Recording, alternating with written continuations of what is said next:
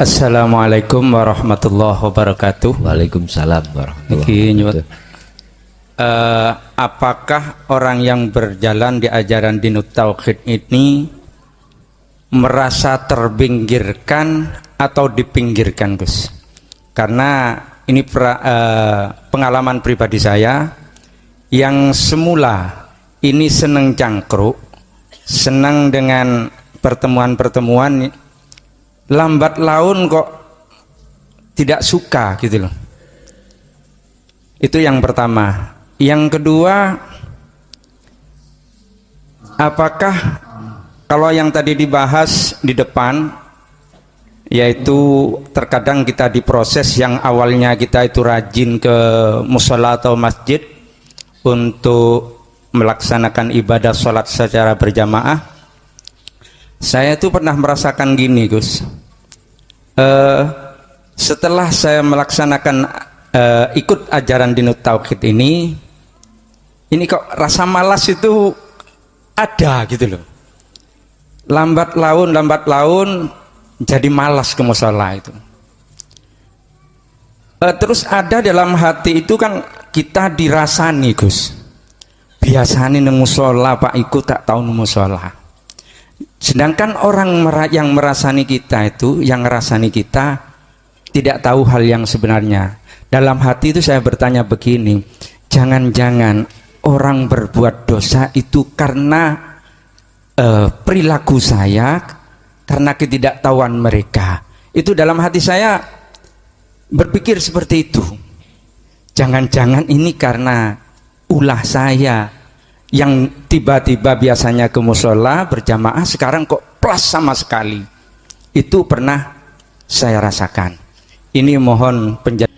Ketika saat diri ini dibukakan pintu hidayah masuk di dalam dinul haq bil huda wa dinil haq, dan di situ jenengan wayat tabiuna ahsan, berupaya untuk mengikuti petunjuk-petunjuk supaya bisa sampai dan bertemu Allah, maka pasti Allah akan memutus hubungan rohaniyahmu terhadap selain Allah. Siapa yang berjalan ke arah barat, semakin lama arah timur pasti kau tinggalkan. Allah memutus hubungan rohaniyahmu terhadap selain Allah secara rohaniyah iku mesti. Tapi belum tentu sekaligus secara jasmaniyah. Makanya jangan heran kalau ketika sampean sudah rohaniyah jenengan itu melakukan perjalanan untuk liqo pada Allah, rohaniyahmu itu semakin jauh terhadap kesenangan dunia. Jangan heran. Memang seperti itu. Allah putuskan hubungan rohaninya dengan selain Allah di situ. Tetapi Allah kadang juga memutuskan hubungan sak jasmaniyahmu. Itu tadi asalnya kita di kampung itu ngikuti kumpulan yasinan, ya. Kadang tahlilan, RT-an, iku malah jenengan tinggalkan dengan dasar tidak ada manfaatnya.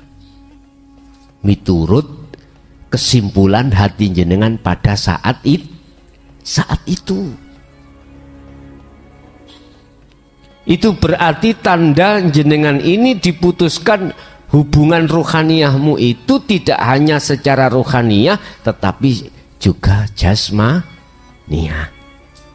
Asalnya tekun jamaah di musola kok malah ora, dengan prinsip dalam hatimu ternyata nggak ada manfaatnya, aku malah terpengaruh di situ lah gitu toh. Nah, ingat, akhirnya muncul opini dari orang lain yang menyono jenengan yang mereka tidak tahu. Bapak Ibu, Gusti Allah memutuskan itu tidak semuanya seperti itu.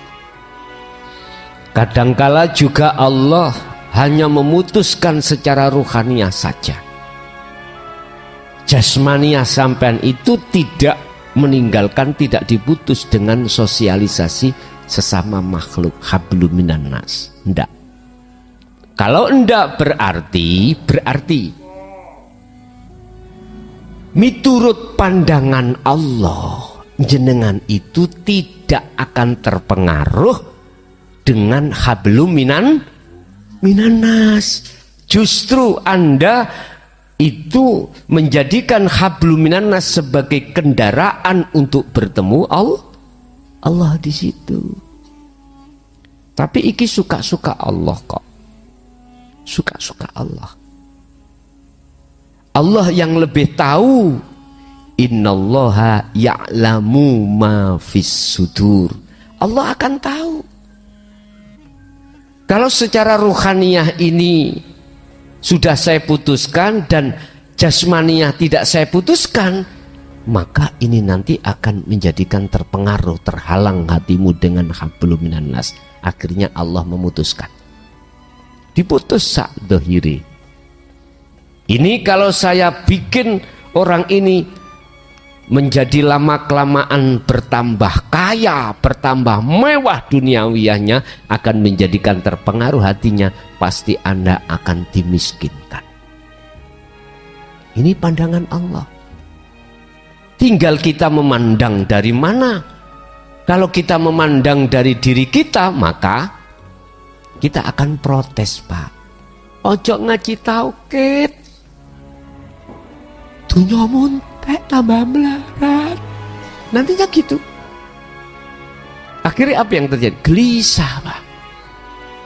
Hati jenengan. Ingat, asa sak kolo-kolo.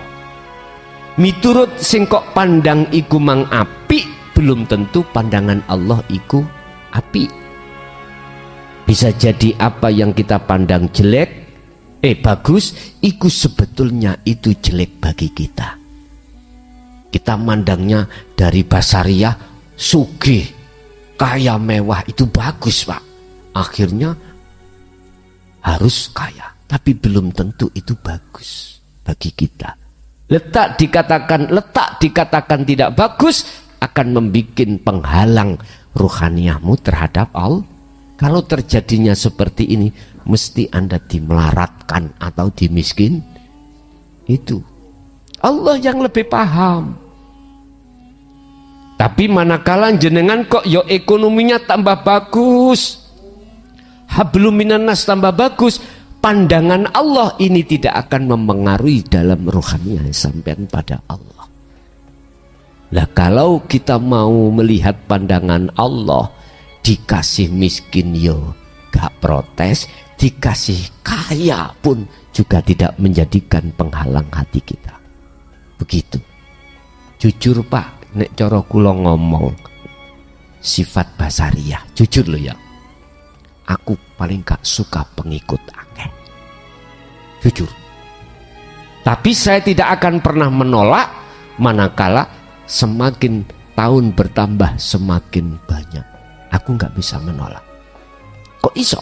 Prinsip dari mana? Gini, wong mlaku nggawa beras sak pintal dengan sak kilo abot buni. Sak pintal loh. Terus untuk menuju tujuan cepet mana? Sak kilo. Apa mana gak bawa belas? Ini prinsip saya. Tapi saya tidak akan pernah menolak walaupun digawani rong pintal. Ya sudah. Saged dipaham nggih? Beda ambek prinsip di syariat. Beda. Sumpek apa maneh nek pondok gano isine. Bayo akhirnya golek ngamalan ya apa Gus Amri santri kok tambah banyak. Iku berarti yang kusebut kebo marani pasangan, laksana seperti itu. dan kita tidak akan pernah mampu dengan amanah itu. Ini kalau jujur saya disuruh milih. Iya Pak, jujur disuruh milih. Umpama enak ndi duwe mobil ambek enggak, nek disuruh milih enak gak? Kok iso? Iya, bengi sok turu angler. Kalau ndak, dulu dilihat di gorden, wis ono, turune boleh bingung. Nggih mboten. Niki kalau kita sadar dengan rohaniah kita. Saya ulangi, ketika Allah memiskinkan kita dari sisi dohiriyah, berarti itu bagus miturut Allah. Jangan kita mandang nafsu kita, sifat basariah kita. Kalau kita mandang basariah kita, enggak mau Pak, siapa yang ingin melarat? Ayo ngaju ngo. Siapa yang kepingin ekonominya jatuh? Enggak ada sifat basariah, karena enggak masuk prinsip itu. Saya punya uang 50.000, saya buat untuk kulaan jagung, tak jual lagi. Gak mungkin prinsip itu minta payune 40, gak mungkin toh Pak, mesti di atas 50.000. Itu basariah. Tapi kalau kita sedikit aja melihat pandangan Allah, tatkala itu payune 30.000, pasti kita akan syukur pada Allah. Tapi iki yo prinsip ora umum. Makanya kata Syekh Ibnu Athaillah, nek kuwi marung payu rame susah, nek gak payu blas seneng. Wis iki gak masuk Pak, nang prinsip basariah mboten masuk. Lawang buka warung ben rame ben cepet telas lah ngoten nggih. Nek telas iku duwite akeh lah ngoten. Beda dengan prinsip yang di dalam. Yes. Terus ketika saat saya itu diputus Allah hablum minan nasi, akhirnya timbul dzon, prasangka orang lain. Yang prasangka itu tidak tahu sebenarnya dalam diri kita bagaimana, terus menimbulkan satu dosa disebabkan karena kita. Nyuwun sewu Pak, kalau jenengan sudah jatuh di situ, jangan diurai sebab akibat. Jangan. Kita itu cuman bisa ngetutno karepe Gusti Allah. Tapi bukan berarti kita salah, manakala kita itu biar tidak ada dosa kembali lagi. Ndak. Berarti jenengan wau masih ada pertimbangan hukum syariat. Berarti bagaimana? Kembalilah lagi. Tapi kembalimu juga harus karena Allah. Karena Allah, itulah yang menurut saya yang lebih arif itu begitu. Biar gak muncul prasangka yang tidak benar, tidak menjadikan orang lain itu berdosa. Udah secara arif jenengan kembalilah, tapi kembalinya juga karena Allah. Oke, ada lagi. Saya buku sekolah niki Salim saking Blitar niki ajenge napa nggih urun matur kaitan kali kesimpulan pengawasan niki ngeten. Pengen roh wujudnya Allah sawangan aku ngoten. Kalian niki wonten setunggalipun perkawis ingkang damel ganjelanipun manah kula wekdal maos Yasin niku Gus. Ingkang ayat anutu imu malau yasya'ullahu adamah in antum ila fi dzalalim mubin ngoten nggih. Niku maksudnya pripun ngoten? Nggih, mbok pilih ngoten mawon, mau pilih wonten klentah-klentahipun nyuwun ngapunten. Assalamualaikum warahmatullahi wabarakatuh. Waalaikumsalam warahmatullahi wabarakatuh. Ayat berapa itu tadi? Yasin tadi. Napa inna fi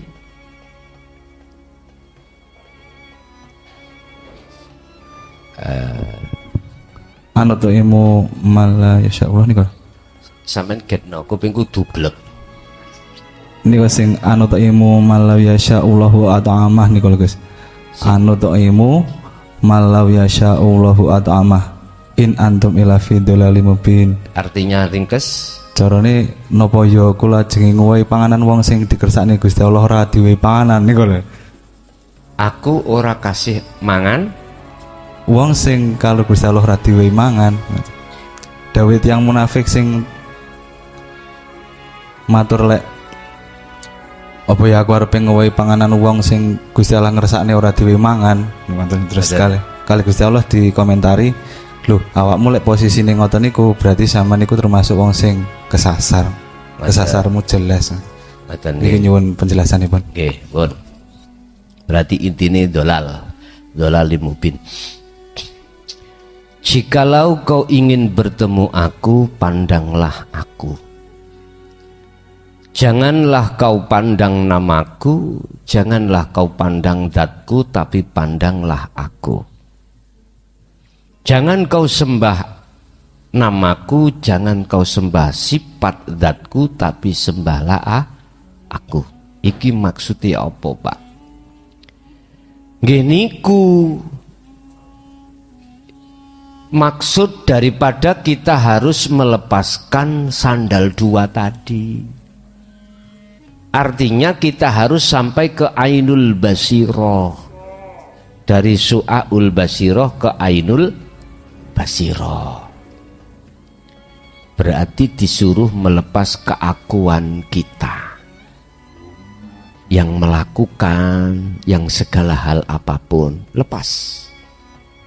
Otomatis, nama nanti nggih harus lepas. Otomatis niku lepas.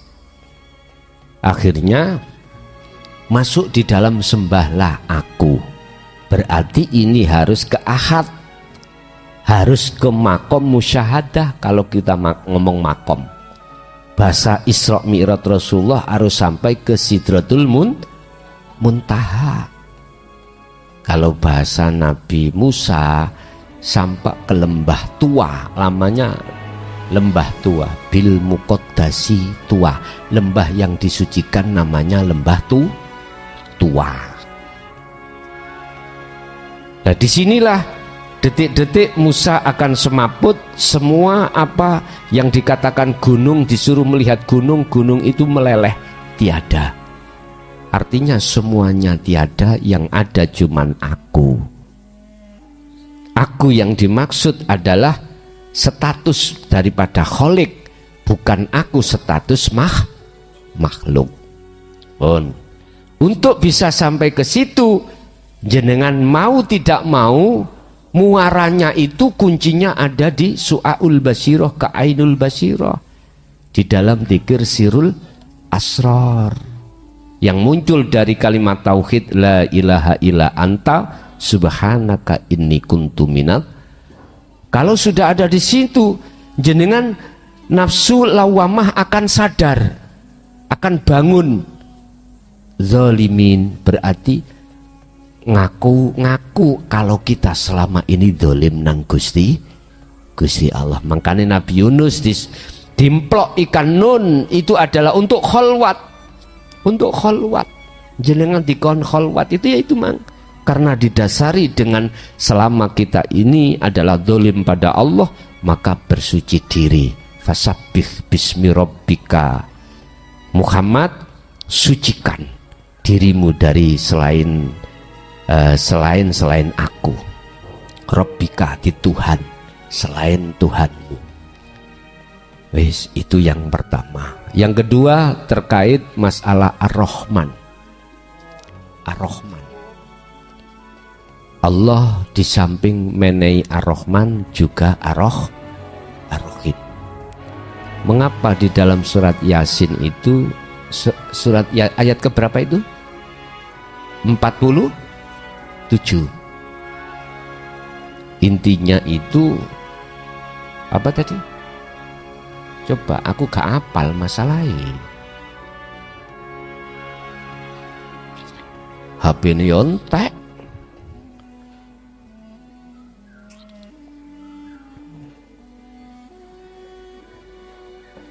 Di kacamata teman. Tolong yang bertanya tadi, aku lupa. Artinya ajalah, kalem-kalem. Oke.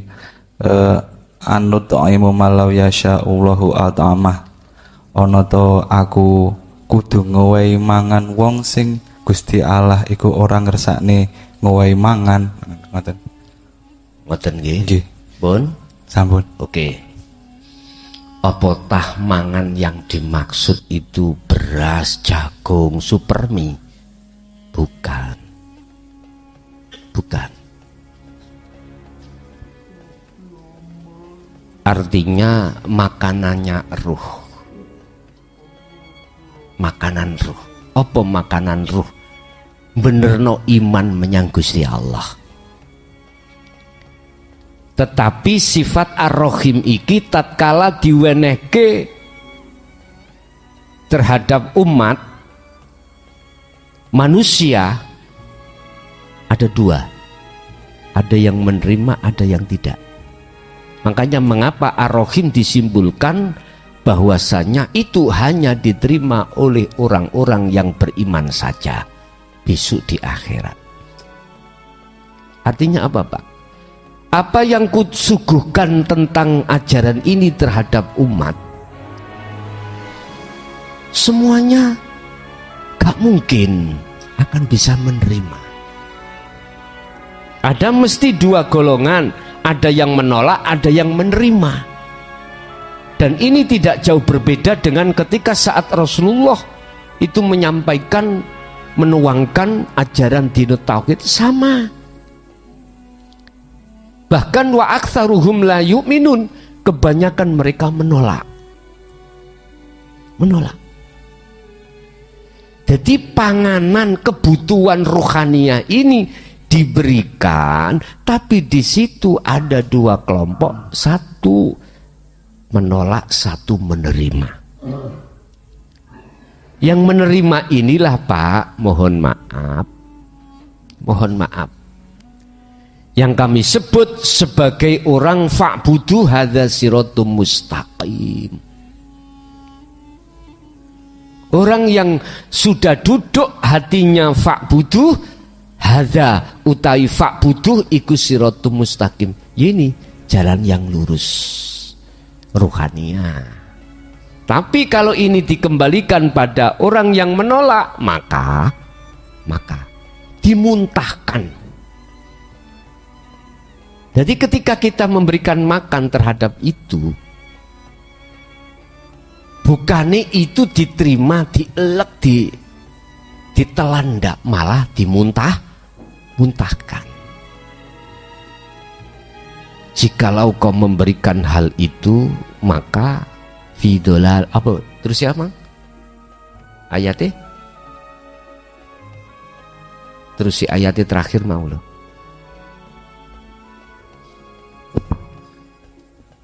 Niku kan anu to Imam Malaysia Allahu atama. Apa to kula niku kudu ngowahi mangan wong sing Gusti Allah wis ngowahi mangan dadak aku, ngoten maksud Gus.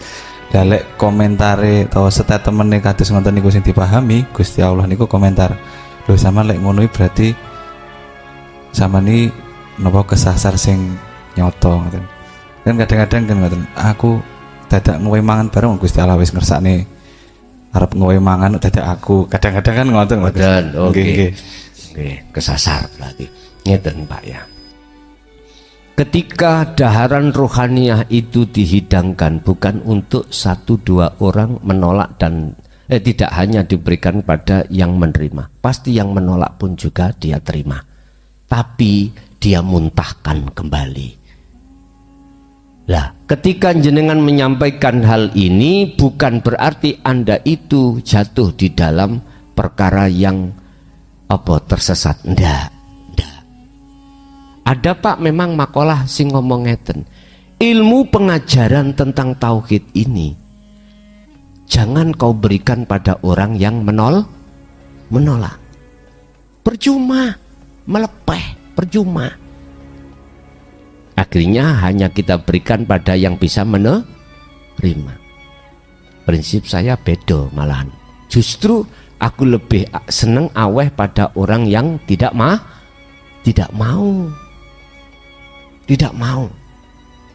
Sebab apa? Karena prinsip proses orang yang mau dilek iku asali pertama tidak mau. Dulu kita sejarah kita menolak Pak dengan ajaran dinut tauhid. Tapi ketika saat itu hidayah datang, maka sedikit demi sedikit membuka diri kita. Kita angen-angen, oh iya bener tiba. Akhirnya kita paham. Kita olehnya menolak itu sebab nggak paham. Itu proses kita. Berarti pahamnya itu dikarenakan karena ada keterangan. Setelah itu dingen-ngen paham terus dilakoni. Kalau ini hanya diberikan hanya orang yang paham sendiri, sama halnya kita itu nguyai segoro. Bebek kok diurui ngelangi. Iki prinsip saya, lebih suka saya kasihkan ajaran ini di tengah-tengah orang yang ingkar. Tapi memang masalah resiko sih berat. Buka sejarah siapapun pasti akan menghadapi resiko pertentangan. Nggak apa-apa. Nggak apa-apa. Sebab sifat ar-Rahim ini Bapak Ibu, bukan perkaranya hanya diberikan orang yang beriman saja. Enggak. Awalnya sudah dikasihkan seluruh manusia. Tidak hanya ar-Rahman, juga ar-Rahim. Ar-Rahman itu adalah sifat yang bersifatkan duniawiyah. Semua nerima, nggak ada yang menolak. Sopo sing diwane duit gak nompo? Semua nompo. Siapa yang dicukupi Allah kebutuhan jasmania gak nompo? Semua menerima. Tapi kalau yang ar-Rahim kebutuhan secara rohaninya, lah ini dua kelompok.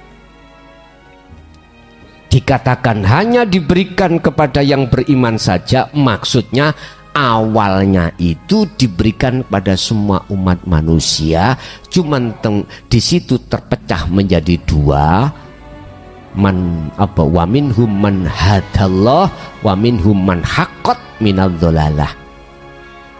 Sama-sama menerima, tapi yang satu ditelan, satu muntahkan. Jikalau kita bicara tentang memberikan makan, tentang ruhaniyah, maka gak salah. Satu. Nomor dua, bagaimana mungkin kau bisa akan memberikan makan terhadap yang lain? Lawang itu sudah dikasih makan Allah sendiri. Maksudnya gini Pak, walaupun kayaknya itu dari diri kita, tapi aslinya dari Allah. Jikalau kau mengakui dari dirimu, maka jelas kau tersesat. Paham gak? Apakah makanan yang dimaksud secara ar-Rahman atau ar-Rahim? Kalau selama dirimu masih mengakui kau yang memberikan, maka tersesatlah kau. Yang tersesat adalah ruhaniyah, karena kita terbelenggu dengan nafsu keakuan diri kita. Berarti silahkan kau kasih makan, tapi dalam dirimu ojo kok akoni kau yang mengasihkan. Justru lepasen keakuanmu, gantiin keakuannya Allah, baru itu tidak termasuk golongan yang tersesat. Oke. Ada lagi? Assalamualaikum warahmatullahi wabarakatuh. Waalaikumsalam warahmatullahi wabarakatuh. Niki Pak Yai nggih, dalam perjalanan belajar dzikir sambung rasa, di dalam kehidupan juga belajar ada rasa yang saya pegang, lalu tiba-tiba getarannya itu 180 derajat dan saya tidak bisa mengikutinya. Di dalam perjalanan itu saya pun hanya mengikuti dan saya merebahkan tidur, dan di saat itu getarannya pun sangat dahsyat dan melesat ke atas. Di sana pun saya tidak bisa ini alam apa dan itu alam apa, tapi rasanya tenang, tidak bisa melihat apa-apa. Yang saya tanyakan, apakah itu memang perjalanan bonus ataupun ke alam mana? Hanya itu saja. Assalamualaikum warahmatullahi wabarakatuh. Waalaikumsalam warahmatullahi wabarakatuh. Ketika saat si Salik melakukan suluk untuk wusul pada Allah lewat dzikir sirul asrar, didorong dengan dzikir sir, maka terkadang Allah menterjadikan kita di alam atau di makom mukasyafah, makom di mana masih berlakunya keakuan kita yang melihat, yang mendengar, yang merasakan, dan seterusnya. Perkara itu masuk di alam jabarut atau lahut atau malakut, iku sak penake Gusti Allah, suka-sukanya Allah. Kalau pertanyaan itu apakah ini di alam apa? Sepanjang jenengan masih muncul rasa keakuan kita yang melihat, yang merasakan, keakuan kita makhluk, maka itu ada di alam mukasyafah. Terus di situ jenengan bertemu siapa? Bisa jadi kita dipertemukan malaikat, bisa jadi begebluk, bisa jadi alamul arwah yang dari unsur kekasih-kekasih Allah. Apakah kekasih dari Rasul, apakah kekasih dari aulia, para wali Allah, itu suka-suka Allah. Cuman yang perlu kami ingatkan di situ adalah bertemu siapapun kita, entah itu negatif atau positif, hanya satu yang perlu kami pesankan terhadap seluruh pengikut Rasulullah: pegang teguh bilwadil muqaddasit tua, pegang teguh kesucian di dalam hatimu tentang tali Allah. Faqadistamsaka bil urwatil wuthqa, tali Allah ruhaniyah langsung pada Allah yang disebut hablum minallah, pegang teguh terus. Laksana Anda naik ke tebing, ke atas tebing, tali itu nyambung, jangan pernah kau lepas. Jikalau kau naik tebing, tanganmu lepas dari tali itu, apa yang terjadi? Jatuh. Mana yang dimaksud tali Allah?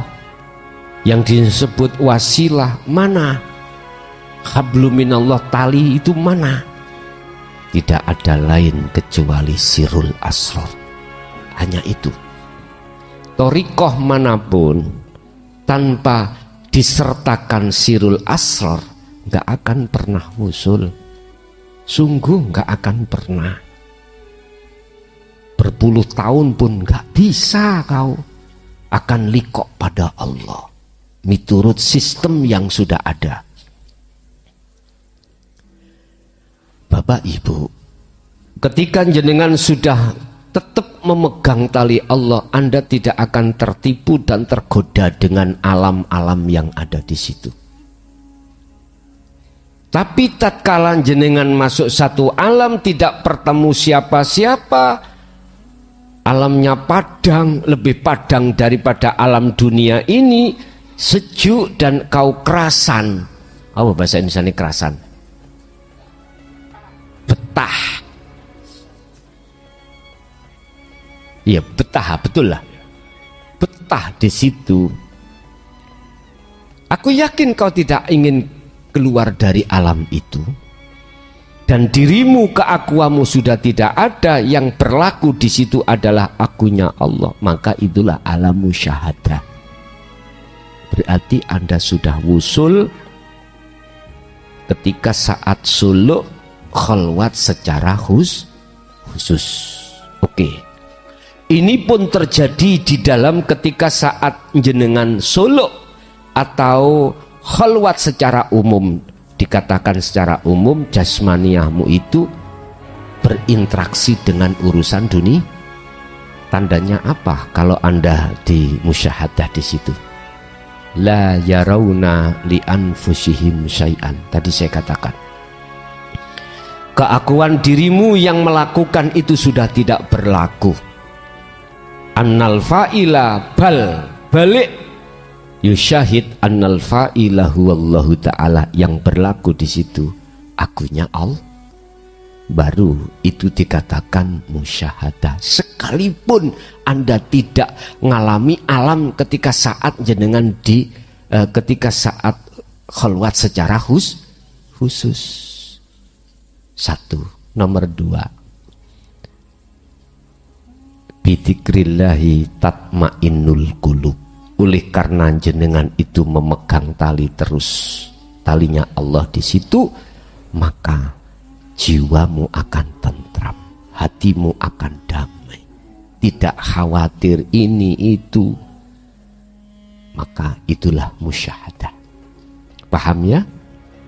Jadi kalau ditanya itu alam apa, dikembalikan dalam perjalanan wau, keakuan kita masih ada atau enggak. Kalau masih ada berarti mukasyafah, kalau tidak berarti musyahadah. Terkadang juga diperjalankan jenengan itu tahu keluar dari jasadmu, tahu jasadmu duduk, kau naik ke atas. Jangan takut. Jikalau kau memegang tali Allah, tidak akan pernah takut. Walaupun kau dihadapkan alam-alam sing menakutkan. Contoh, wa min waraihim barzahun, alam barzah, di mana banyak arwah yang terpenjara di dalam itu sangat gelap. Banyak di antara para arwah yang tersiksa. Dimasukkanlah Anda ke dalam neraka. Tahu bagaimana situasi dan kondisi di dalam neraka, arwah itu disiksa. Jangan tidak pernah takut. Ketika dimasukkan di alam surga, di alam lahut, Anda pun tidak akan pernah mohon maaf, rasa khawatir dan lain sebagainya, karena Anda sudah memegang sirul asrar. Apalagi masuk alam jabarut, ketemu ajazil atau kuntilanak atau tuyul anake jin gitu, Anda tidak akan pernah takut dan tidak terbuai. Di situ dia akan ngomong, mau kekayaannya anakku gawon, namanya tuyul.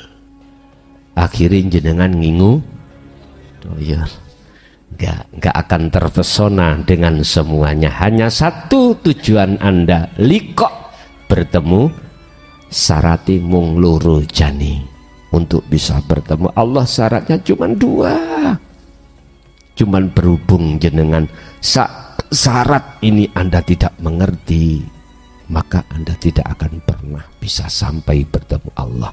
Wa man kana yarju liqa'a rabbih, pertama falyamal amalan sholihan. Jikalau kau ingin bertemu Tuhanmu Allah, pertama kau harus selalu yadhkurunallaha qiyaman wa qu'udan wa 'ala junubihim, terus berzikir. Dalam keadaan apapun hatimu harus zikir. Yang kumaksud zikir adalah ingat kalau semua yang melakukan adalah Allah. Yang kedua, wala yusyrik bi'ibadati rabbi ahada. Syarat yang kedua, jangan pernah ada keakuanmu ketika saat melakukan apapun. Itulah yang dimaksud jangan kau menyekutukan Allah ketika saat kau beraktivitas. Begitu ya. Ada lagi. Ngapunten Gus, niki terkait sirul asror. Setelah kita mengalami di su'alul basiroh, kemudian ainul basiroh, lanjut ke hakul basiroh, dan mereka wonten makalah la ibsorun wa mubsorun wa basarun. Ingkang kula teletaken, apakah la ibsorun wa mubsorun wa basarun menika cukup hanya di dalam basariyah atau mata hati atau di dalam saja, atau juga untuk di mata basiroh atau kualik di sini. Untuk yang di mata basiroh di dalam hati mawon, yang di dalam atau di mata basariyah atau yang di luar. Gus tunggal. Nomor kalih, apakah makna dari yang melihat sudah tidak ada, yang dilihat sudah tidak ada, mata yang melihat juga sudah tidak ada, bisa dijabarkan arti luas semacam yang bermakalah juga tidak ada, yang diucapkan sudah tidak ada, yang berucap sudah tidak ada, dan juga seterusnya untuk yang mendengar juga. Napa ngoten niku? Karena sepengetahuan kula, sepengalaman kula maksud kula, tentu saja ketika kula di atas nggih bertajali mungkin sedetik atau 2 detik atau semenit, pengalaman kula mengalami ke fase yang namanya sesuatu yang napa nggih ndak ada apa-apa, semacam koyok apa nggih hampa, ndak ada apa-apa. Nah, setelah itu saya lakukan terus setiap hari berlatih meskipun tentu saja banyak turunnya daripada naiknya, akeh mbotene utawa akeh lali tembang elinge. Terakhir ini terkadang ada yang mengajak berbicara atau yang memberikan berbicara. Apakah itu termasuk masih anta atau sudah la ibsorun yang saya katakan penjabaran luas, yang mendengar juga yang melihat. Niku maksud kula. Mohon maaf kurang lebihnya. Assalamualaikum warahmatullahi wabarakatuh. Waalaikumsalam warahmatullahi wabarakatuh. Jawabnya suka Allah, jenengan didadekno lendu apa begetel. Artinya apa? Ketika si hamba itu betul-betul dikatakan ditarik Allah di musyahadah, itu apakah diletakkan Allah di bagian khos opo khawasul khawas? Pertanyaan yang pertama tadi, jikalau jenengan itu diletakkan di khos, baik basiroh atau basariyah, sudah tidak ada siapa.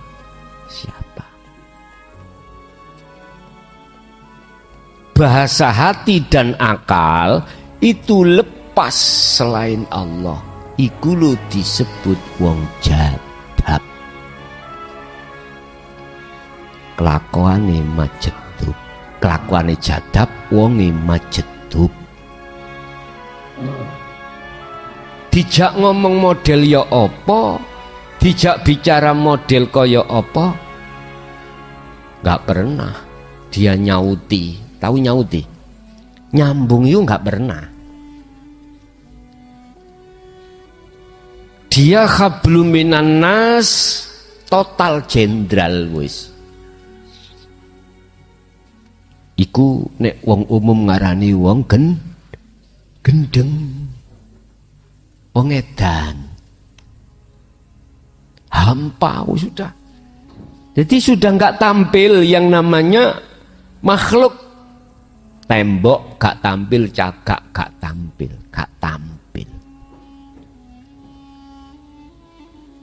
Iku ketika saat kita ditaruh di khos.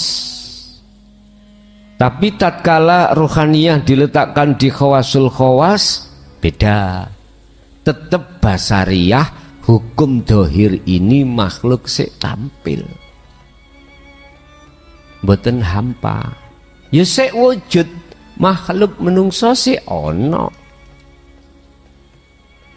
Bojo, anak, apapun ya sik ada. Tapi sudah tidak masuk di dalam hati, tampilan itu wis gak masuk. Cuman masuk di akal aja. Ini khawasul khawas. Dan ini manakala dijak ngomong masalah tauhid, sambung. Dijak ngomong masalah dunya, ya sambung. Khawasul khawas itu. Itu yang pertama. Terus yang kedua, berarti jawabannya suka-suka Allah. Jenengan diletakkan mana, monggo. Di khos monggo, di khawasul khawas juga monggo. Yang kedua, dari segi apapun, apakah sama, apakah basor, apakah kalam, 7 sifat ma'ani, mulai kudrat, iradah, ilmu, hayat, sama, basor, kalam, ini berlaku di dalam diri jenengan.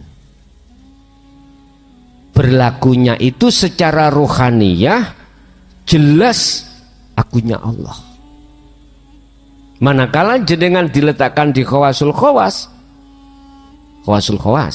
secara ruhaniyah sampai sudah anallah, ini anallah.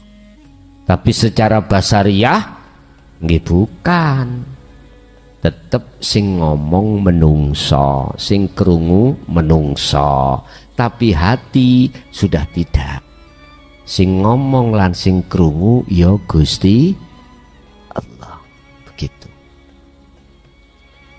Berarti jawabannya juga suka-suka Gusti, dan berlaku sifat ma'ani 7 iki terhadap diri panjenengan berlaku. Kecuali jenengan diletakkan khos sama dengan jawaban yang pertama tadi.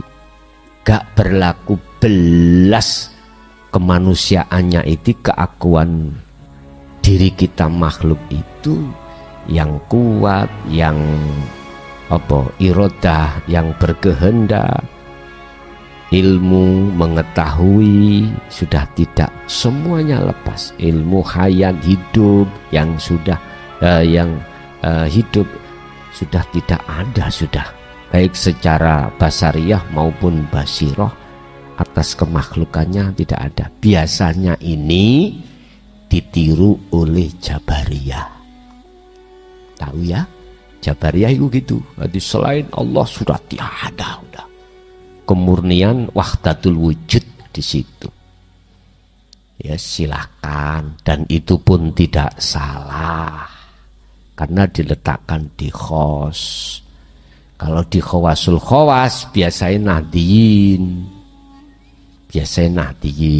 khawasul khawas itu. Oke, ada lagi? Assalamualaikum warahmatullahi wabarakatuh. Ngapunten Gus, kula tanglet masalah pribadi kula niki. Nggih, ngapunten saderengipun kula mengenai pribadi kali keluarga kula. Kula ampun ngelakoni ngaji teng mriki niku sudah ampun paham lah. Selama ngaji mriki dulunya enak gitu masalah ekonomi. Sekarang niku pun rada anjlok ngoten Gus. Kula terima. Tapi berhubung ini sajane kula nggih mboten wantun tanglet. Wedi kelihatan keluarga kula. Nggih saestu. Niki nangis kula niki. Berhubung niku ya Allah, niki kan keadaan kula niki kan pun rada ambles Gus. Tapi hati saya itu sudah nerima, tapi saya itu agak sulit. Terus kula nggih enten masalah harta, keadaan tinggalan orang tua. Terus basarian niki Gus nggih. Seakan-akan niku kula kajenge nuntut lah. Masalah nggarap sawah. Saestu kula sajane mboten wantun ngomong. Terus kajenge ngomong teng dulur kula sing nomor setunggal, ya Allah. Iki ya napa cah ngeten-ngeten. Terus ibu kula sing meninggal niku Gus. Terus nemoni saya Gus. Nak, wis aja ngomong ae nak, ya Allah. Wis awakmu tak tukono sapi enak rego 40. Pun kula mendel Gus. Ngoten mawon Gus. Assalamualaikum warahmatullahi wabarakatuh. Waalaikumsalam warahmatullahi wabarakatuh. Iya. Siapapun kita, Pak ya, siapapun kita, berilmu atau tidak berilmu tentang tauhid, miturut sifat basariah kita, ya nggak kepingin untuk jatuh legrek, itu nggak kepingin. Lah ngoten nggih. Tapi sangat berbeda keadaan ruhaniyah seseorang yang betul-betul paham ilmu dan lakunya sudah berjalan. Berbeda dengan orang yang tidak paham ilmunya. Bagaimana mungkin orang yang gak paham ilmunya bisa dikatakan bisa laku? Betul mungkin. Tetapi nah ini perkara legrek mau ya, itu ada maksud Allah Bapak. Ada maksud Allah. Itu ada maksud Allah. Memang betul nopo sing den pesenke tiang sepah jenengan wau, ojo kakean omong, tak tukokno sapi ya, ngoten nggih. Itu kan bahasa kinayah sebetulnya. Sebetulnya bahasa kinayah. Artinya apa Pak?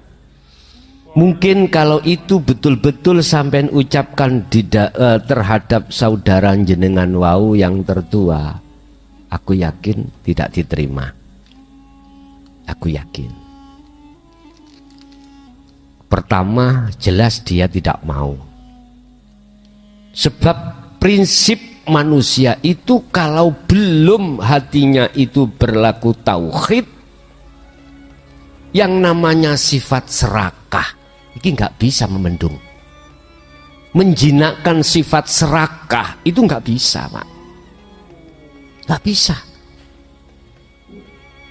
Ada dalilnya itu. Alhaakumut takasur hatta zurtumul maqabir, sampai mati pun begitu. Baru ketika sudah mati udah. Kalau selama masih hidup nggak bisa. Yang namanya sifat tercela berupa serakah itu keluar dari diri kita. Karena kita itu ngaku merasa kalau kita yang melakukan. Begitu. Nggak ada hati kesadaran kalau semuanya itu datang dari Allah. Nggak bisa. Wis logikane ngeten. Jenengan gak bisa mempunyai sifat seperti tukang parkir, gak bisa. Karena faktanya hasil keringat kita.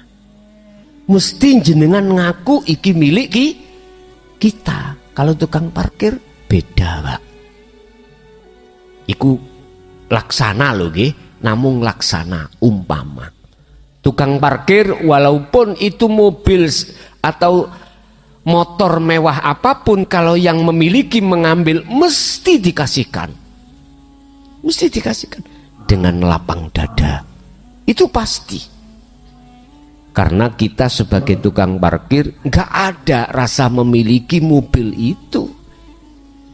Sama laksana seperti itulah Pak. Sampai mati pun kita akan mengatakan aku nih makhluk itu. Wis. Selanjutnya pesan dari orang tua sapi itu tadi, itulah Pak yang kumaksud min haitsu la yahtasib. Jikalau jenengan itu tetap sabar di dalam kelegrekan ekonomi kita, itu satu sisi tetap kita itu mengumandangkan sirul asror, maka pasti akan ketemu sapi nih mau. Dalile yaiku wa may yattaqillaha yaj'al lahu makhrajan. Sing sapa wonge gelem ngecoki takwa iki, mongko Allah akan menjadikan, mendatangkan, membuka pintu yang tidak bisa dibuka, itu dibuka oleh Allah. Datangnya solusi tidak jenengan songko-songko. Tinggal kembali kepada diri kita, percaya atau tidak atas janji Allah itu. Udah. Ini kan konteksnya urusan dunia, ya dah. Tapi yang jelas konteksnya urusan ar-Rahim. Siapapun sudah hatinya istiqomah terhadap takwa yang kumaksud ini, maka kebutuhan ruhaniah itu tadi kebutuhan jasmaniah, ini kebutuhan ruhaniah yang sudah nyata, itu pasti akan didatangkan Allah. Dulu Pak, sebelum Jaya Baru muncul, kita umat manusia dalam kebingungan untuk mencari Allah, karena kita mendapatkan wejangan dari masyayikh kita masih dalam taraf kinayah utawa sanepan atau isyarah. Tetapi Allah berjanji tak buka engkau, kuwi engkau paham sendiri. Akhirnya tidak Anda sangka membuka YouTube, loh ini yang ku cari. Loh disitulah Pak, pemahaman akhirnya Allah kasihkan datang jenengan. Neniku ya ja'allahu makhrajan, akan dibuka kefahaman jenengan yang berpuluh tahun tidak paham. Datangnya ini apakah ya karena semata-mata Jaya Baru? Enggak, tidak. Kembali lagi jenengan kembali kepada Sang Yang hidup. Hanya di situ Jaya Baru iku mah diketalan Allah aja. Kita makhluk cuman sebatas apa sih Pak? Gak iso gerak nek gak digerak nih, tak ngeten dah. Gak iso napas nek gak dinapas, napas ke. Begitulah sesungguhnya kita. Jadi nek sampeyan sudah mendapatkan dawuh sapi, berarti lekas dapat jawab dengan catatan. Tapi takwa itu sampean pegang teguh, coro pelandingan laba-laba terus membangun rumah. Begitu tidak memikirkan datangnya lamuk, datangnya laler, enggak. Itu nanti akan didatangkan Allah sendiri. Oke. Ngalih ya nangane interaktif nggih. Oh, enggak. Yang ada di luar jalur telepon 082 141 295 309. Monggo yang ingin bergabung kami persilahkan. Mungkin nggih sambil barangkali ada di majelis, silahkan. Allah nyata di dalam sekalian yang wujud. Inilah yang kumaksud atas dawe Allah, supaya wujudku itu dikenal hambaku, maka tak keluarkan yang berupa nurullah. Lah wujudin nurullah adalah dunia dan seisinya. Tetapi nurullah iku duduk wujudku, bukan wujudku. Iki ya bingung titik ya.